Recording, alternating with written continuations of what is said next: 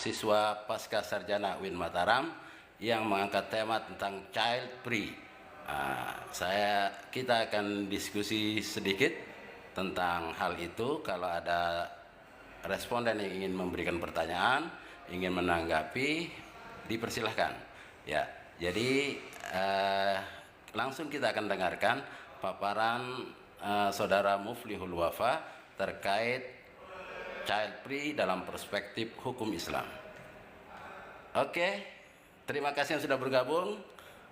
Berikan komentarnya terkait hal ini. Kita akan membedahnya secara fiqh maqasid. Ada maqasidus syariah, bagaimana sebenarnya qasdus syari dalam konteks ini, bagaimana fenomena sosial, bagaimana qawaid fiqhiyah, qawaid usuliyah, dan hukum Islam membahas hal ini. Saya langsung kepada Saudara Muflihul Wafa untuk memberikan paparannya terkait child free perspektif hukum Islam. Alhamdulillah, hari ini saya akan membimbing membimbing tesis Saudara Muflihul Wafa. Saudara Muflihul Wafa adalah mahasiswa Pasca Sarjana UIN Mataram Hukum Keluarga Islam. Dia mengangkat tema tentang child free. Child free itu adalah pernikahan yang tidak menginginkan anak. Bagaimana pandangan para fuqaha dalam konteks child free ini, karena saat ini fenomena ini begitu marak. Apalagi kalau kita ambil contoh misalnya di Jepang dan di negara-negara lain yang menganggap bahwa punya anak itu menjadi sebuah beban. Bagaimana hukum Islam merespon child free ini, kita dengarkan. Mahasiswa Pasca Sarjana akan membahasnya. Oke. Terima kasih kepada Pak Arvin Susi telah meluangkan waktunya untuk bimbingan. Semoga cepat ACC. Terima kasih. Kita akan membahas tentang child free. Pertama dari definisi dulu. Child free itu secara definitif adalah keputusan pasangan suami istri untuk tidak memiliki anak setelah pernikahan. Itu. Maka ketika ingin melihat hukum, maka kita kembalikan kepada sumber hukum Islam. Sumber hukum Islam setidak-tidaknya ada 4. Yang pertama adalah Al-Quran. Kita lihat di dalam ayat-ayat Al-Quran tidak ada yang menjelaskan tentang hukum child free. Misalkan kata-kata anak di dalam Al-Quran itu tidak menunjukkan hukum, tetapi kalam khobariyah. Misalkan Rabbana hab lana min azwajina wa dhurriyyatina. Ini jelas, ini Rabbana hab lana. Di dalam kalam khobariyah, hab ini kan fi'il amr. Tetapi dalam balagha ini amr itu bermakna doa. Terus ada bahkan di dalam Al-Quran disebutkan bahwa anak itu menjadi sebuah perhiasan. Al-mal wal banuna zinatul hayatid dunya. Atau di juz 2 atau juz 3 itu zuyyina lin-nasi hubbus syahwati minan nisa wal banin wal qanatir dan lain-lain. Bahkan anak digambarkan sebagai fitnah. Innama amwalukum wa auladukum fitnah. Ada lagi anak digambarkan menjadi musuh. Ya ayyuhalladzina amanu inna min azwajikum wa auladikum aduwwan. Anak menjadi musuh. Nah, karena tidak ada, kita bergeser kepada sumber hukum yang kedua, yaitu hadis. Hadis yang masyhur tentang anak itu kan tazawwajul waludul wadudal walud fa inni mukatsirun bikumul umam yaumal qiyamah. Nah, ketika ditelisik hadis ini di dalam Subulus Salam karya Imam As-Sun'ani atau di I'lamul Anam Syarah Bulughul Maram, itu tazawwajul wadudal walud ini bukan sebagai perintah yang dimaknai wajib, tetapi perintah dimaknai sebagai sunnah. Karena apa? Nanti ketika mempunyai anak, ini akan dibanggakan oleh Nabi Muhammad ketika di Nabi Muhammad SAW di hari kiamat nanti. Karena nanti kan ada pertemuan dari berbagai umat.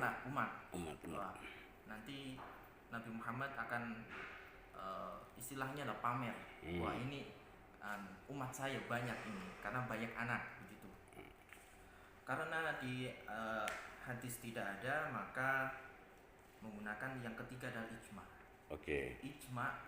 Ijma tentang child free itu tidak ada. Apa dulu definisi ijma itu? Ijma adalah kesepakatan para ulama Ba'da wafatir ba'da Rasul. wafatir Rasul. Ya. Betul.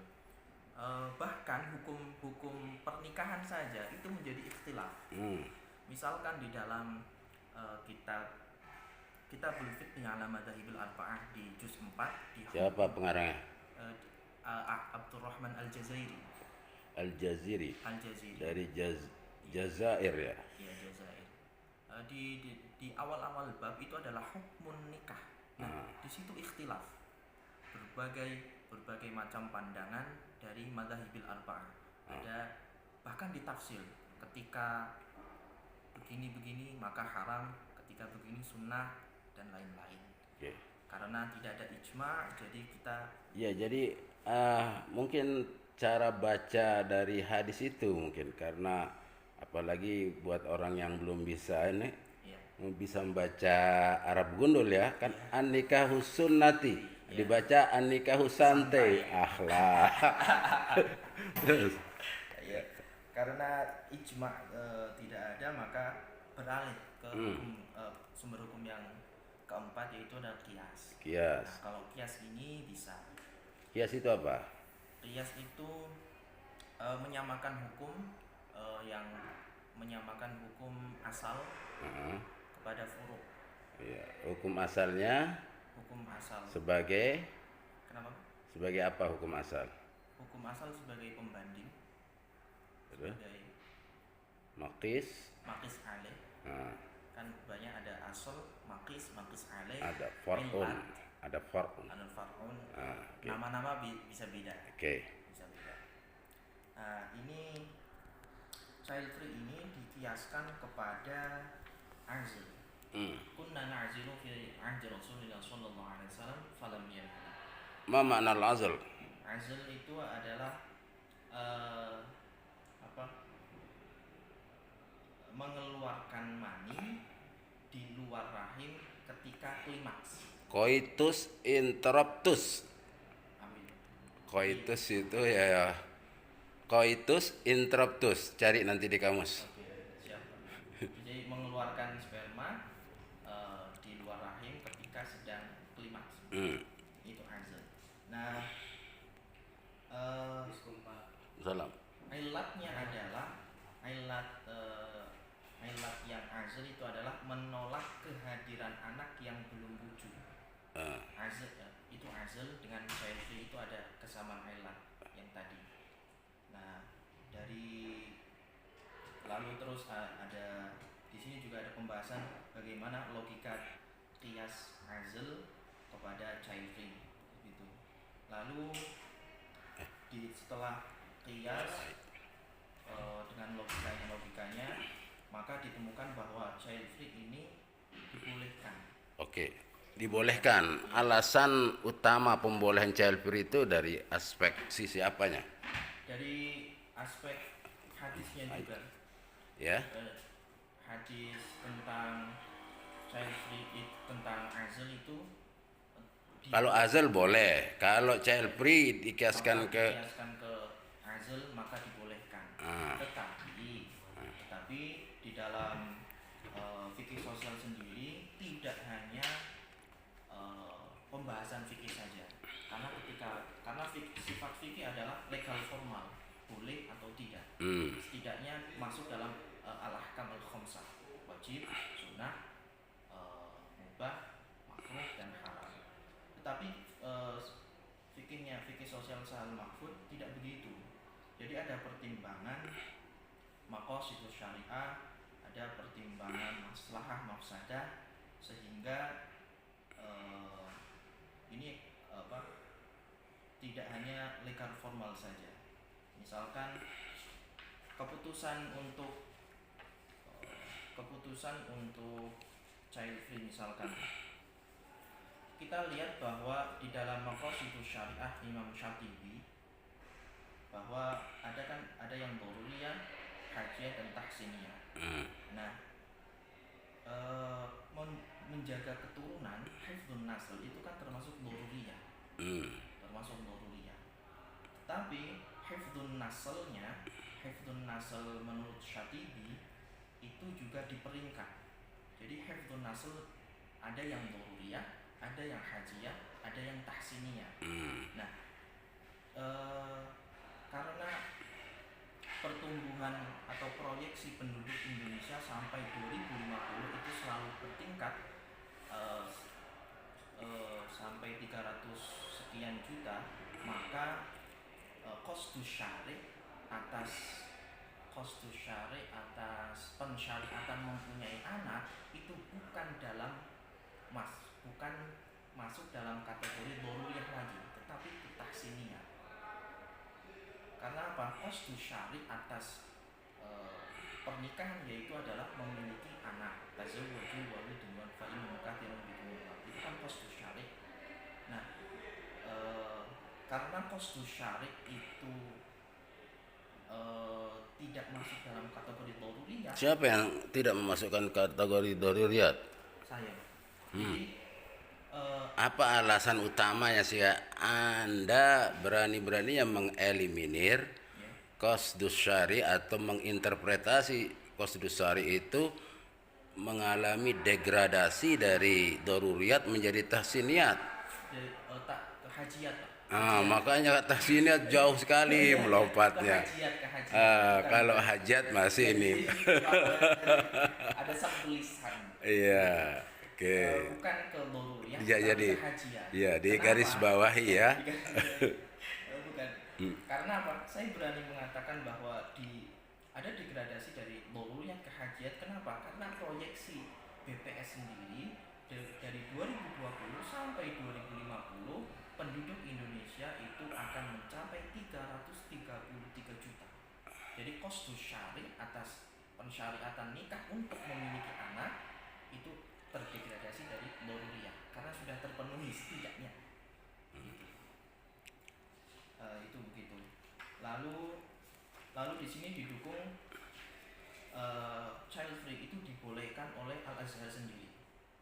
Misalkan dalam fatwa Syekh Syauqi Ibrahim Alam nomor 4713 tanggal 5 Februari 2019 yang intinya adalah fa'adamul injabi wa haqqun lizaujaini ma'an. Tidak memiliki anak adalah hak bagi suami istri secara bersamaan. Berarti ada kompromi. Hak untuk memiliki anak adalah milik suami dan istri. Keputusannya mereka berdua. Tetapi ada catatan di sini di fatwanya Syekh Syauqi Alam bahwa child free itu diperbolehkan dalam ranah private. Kalau dalam ranah publik maka tidak boleh. Itu begitu di fatwanya Syekh Syauqi Alam. Ada fatwa MUI? Belum ada. Belum ada. Fatwa Bahsul Masail NU? Bahsul Masail belum ada. Jadi saya ngambil dari fatwa Syekh Syauqi. Nah, oke.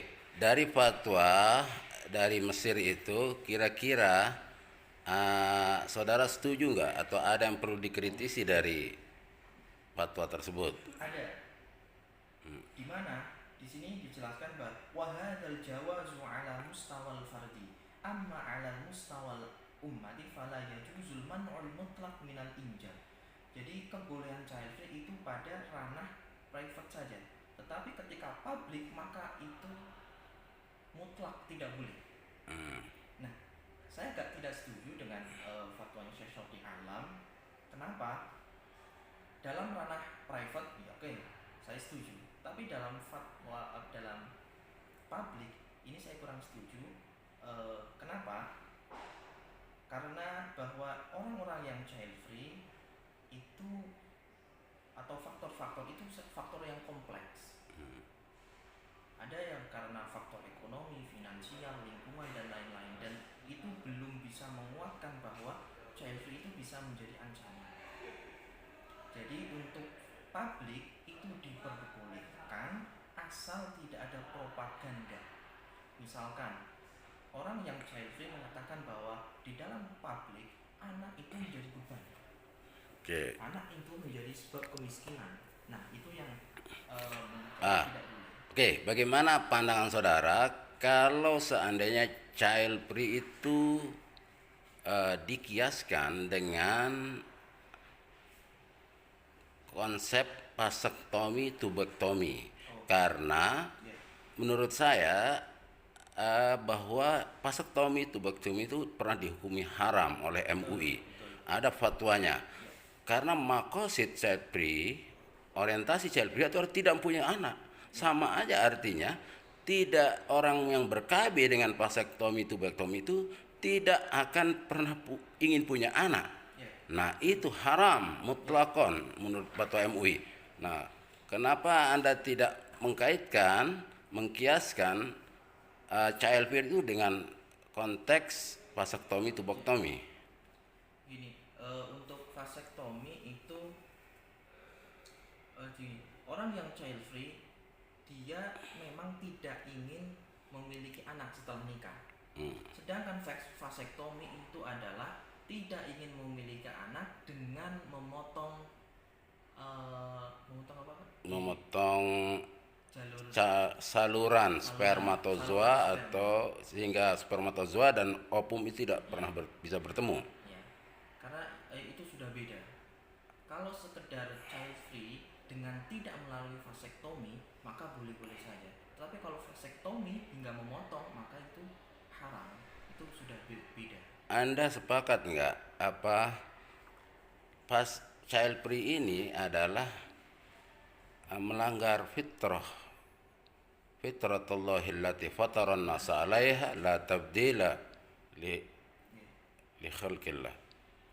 Bahwa fitrah itu juga dikembalikan ketika dalam pembahasan fikih itu di ahkamul khomsah. Misalkan fitrah melahirkan setelah pernikahan.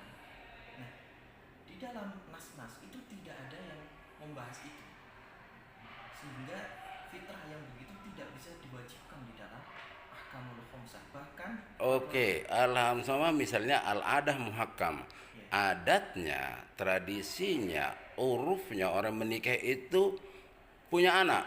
Karena itu tujuan nikah itu yang esensial itu awal surat An-Nisa hafal nggak? Min nafsin wahidah, terus wa basta minhu rijalan katsiran wa nisaan. Rijalan katsir itu maqasid yang sangat soreh. Kalau Anda sebut-sebut tadi qasdus syari', itulah qasdus syari' untuk konteks tazawuj atau nikah. Jadi dalam konteks ini coba dipikirkan kembali kebolehan itu, dan ada dua hukum menurut saya. Kalau ditarik dengan azal itu oke, boleh dengan catatan atau batas-batas tertentu. Tapi kalau melihat tadi al-adah muhakkamah itu kan menjadi qawaid al-asasiyah, qawaid fikih al-asasiyah, al-urf. Jadi al-urfnya, tradisinya orang itu bukan karena, kalau ini saya kira karena dia tidak mau mendapat beban anak, dia ingin senang-senang saja hidupnya, itu mau senang-senang, dia nggak mikir dia dilahirkan orang tuanya bagaimana. Itu penting supaya kita memberi fatwa hukum itu ada banyak pertimbangan, karena ini persoalan hukum. Sekali kita memberikan fatwa maka itu akan berimplikasi pada orang akan mengikuti, wah itu boleh kok cepri. Nah jadi maksud saya gitu. Jadi kita harus membaca dalam skup yang lebih luas, komprehensif, bagaimana sebenarnya qasdus syari' dalam konteks ini.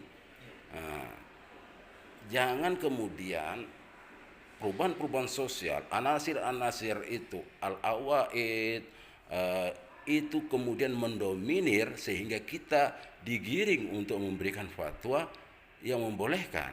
Padahal ini kalau kita kembali kepada Al-Quran, kayak coba lihat bagaimana cara kerja kias itu. Fa in tanaza'tum fi syai'in farudduhu ila Allah war Rasul. Kembalikan dulu ilallah, ila Al-Quran, wa Rasul, sunnah. kembali ke sunnah. Inilah kerja kias yang hakiki menurut Imam Syafi'i. Istihsan itu makanya wajar kita Imam Syafi'i kemudian mengatakan man istahsana faqad syara'a. Nah, jadi fikih sosial atau apapun namanya itu apa yurisdiksinya, domainnya itu banyak bermain di wilayah-wilayah maslahah mursalah, oke masalah itu, tapi masalah itu perlu ada dawabit, ada batasan-batasan sehingga semua nggak ini masalah, ini darurat. Nah, jadi jangan gitu. Darurat itu adalah konsep la kharaja fi, no way out. Itu adalah konsep emergensi yang kalau nggak dilaksanakan kita akan mati, akan binasa. Itu konsep daruriyat atau darurat, ya. Nah, jadi saya kira itu catatan saya. Coba dalami lagi sehingga kesimpulan tesis Anda itu lebih komprehensif dan dalam melihat berbagai aspek. Kalaupun nanti ada dua opsi pilihan, boleh dan tidak boleh, halal atau mubah atau haram, itu dengan adillah syariah yang valid, ya. Nah, oke. Saya kira itu catatan saya sebagai pembimbing. Terima kasih. Saya Dr. Muhammad Arfin Zuhudi MA dan saudara Muflihul Wafa dari Pasca Sarjana UIN Mataram. Terima kasih. Syukran wa dumna bil khair wal barakah. Wallahul muwaffiq ila aqwamit thoriq. Assalamualaikum warahmatullahi wabarakatuh. Oke. Oke, thanks.